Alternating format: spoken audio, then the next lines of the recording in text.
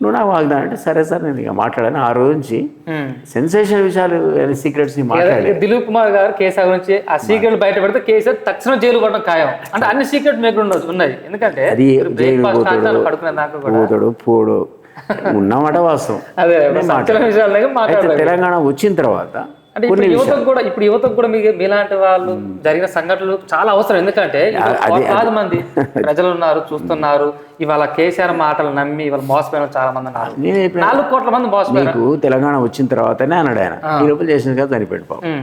తెలంగాణ వచ్చిన తర్వాత పుస్తకాలు రాసిన, అపరిచితునే బుక్ రాసిన, 1,00,000 కాపీలు డిమాండ్. 5,000 కొట్టిస్తే అయిపోడు, 10,000 కొట్టిస్తే అయిపోడు, 1,00,000 కాపీలు హాట్గా పోయినాయి.